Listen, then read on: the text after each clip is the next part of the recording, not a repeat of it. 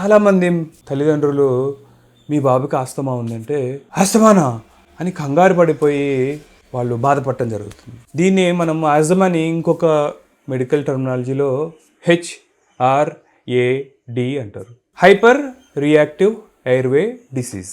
Hyper reactive airway disease అంటే airway is మనం ఇందాకనే మీకు ఎక్స్ప్లెయిన్ చేశాను, ఊపిరితిత్తుల్లో ఈ సిస్టమ్ అంతా ఎయిర్వే సిస్టమ్. హైపర్ రియాక్షన్ అంటే నిమిషానికి మనము 16 నుంచి 18 సార్లు ఊపిరి తీసుకోవటం నార్మల్. పిల్లల్లో అయితే ఇంకొక 10% ఎక్కువగా ఉంటుంది, 20-22 వరకు నార్మల్. సో వీళ్ళకి ఈ హైపర్ రియాక్షన్ వల్ల ఎక్కువగా గాలి తీసుకోవడం అవుతుంది.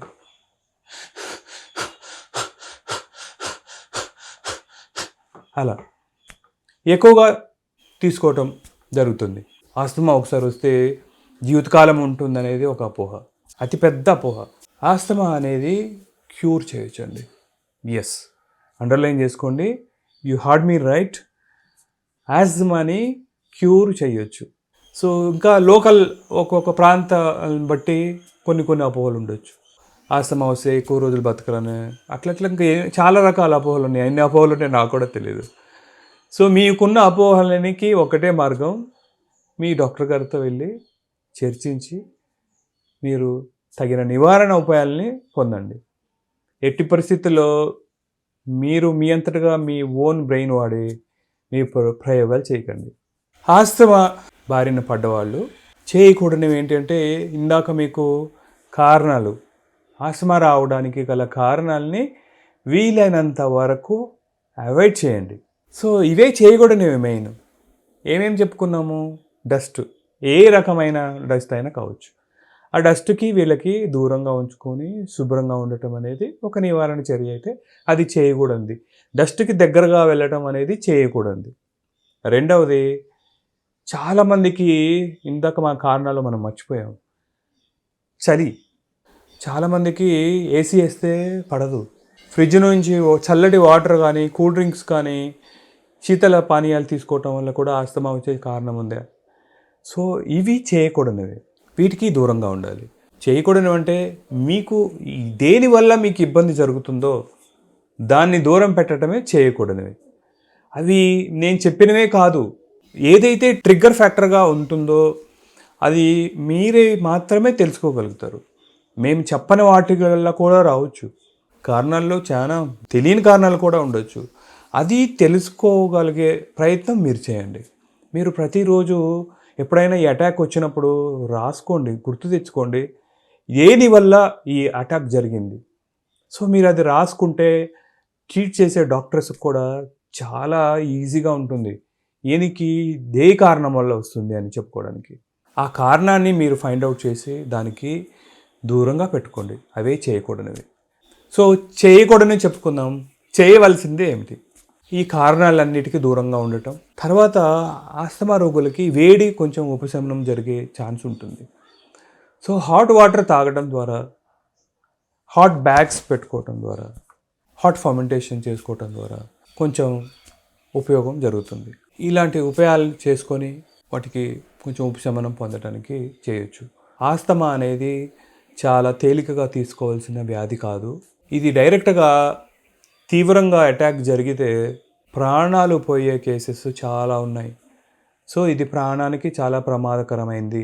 కరెక్ట్ టైంలో కరెక్ట్గా ట్రీట్మెంట్ చేస్తే ఇది చాలా చిన్న ప్రాబ్లం.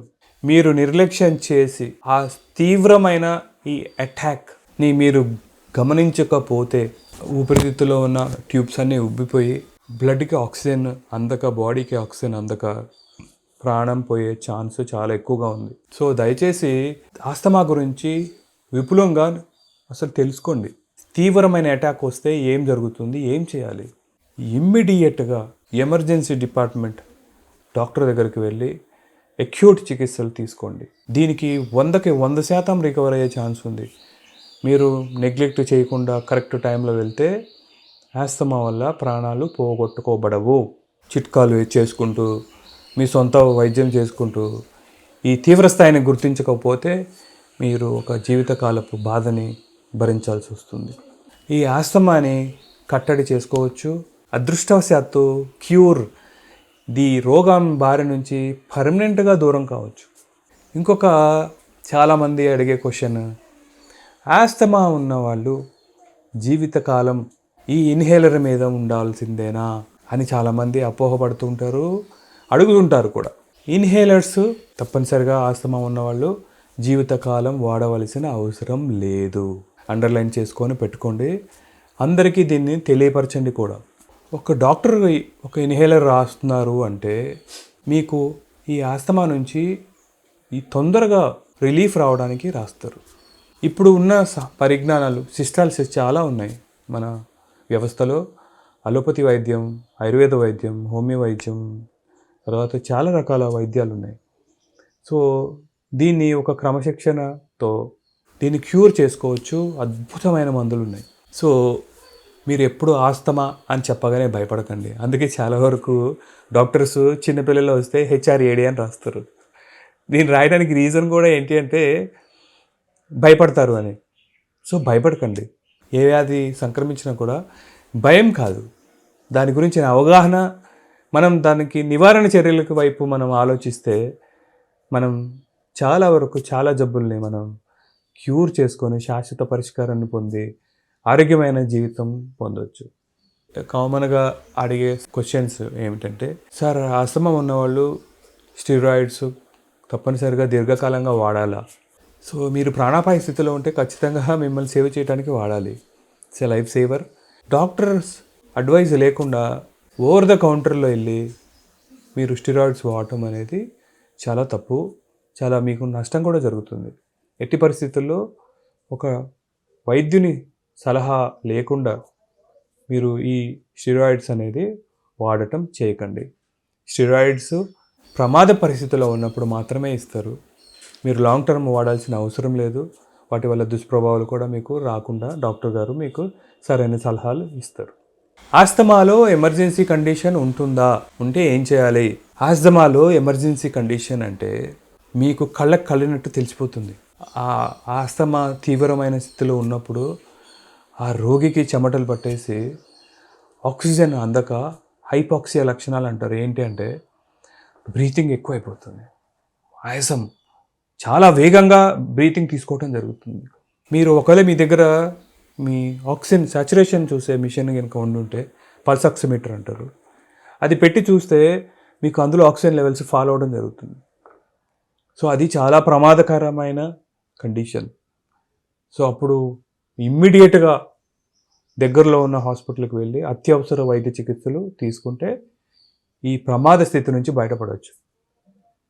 నాకు ఎప్పుడు వస్తుంది ఆస్తమా, నేను మందులు వేసుకుంటే తగ్గిపోతుంది, ఏం కాదులే అనే నిర్లక్ష్య ధోరణ ఉంటే, మీకు అటాక్ కనుక తీవ్రంగా ఉంటే మీ ప్రాణాలు కోల్పోయే స్థితి కూడా రావచ్చు. సో అప్పటి వరకు తెచ్చుకోకండి. మీకు ప్రాబ్లం ఎక్కువగా అనిపిస్తే వెంటనే ఇప్పుడు హాస్పిటల్ చాలా ఉన్నాయి. సో ఇది ఎవరైనా ట్రీట్ చేయగలుగుతారు. మీరు ఇమ్మీడియట్గా వెళ్ళి దానికి తగిన ట్రీట్మెంట్ తీసుకోండి. ఈ ఎమర్జెన్సీ కండిషన్ నుంచి బయటపడండి.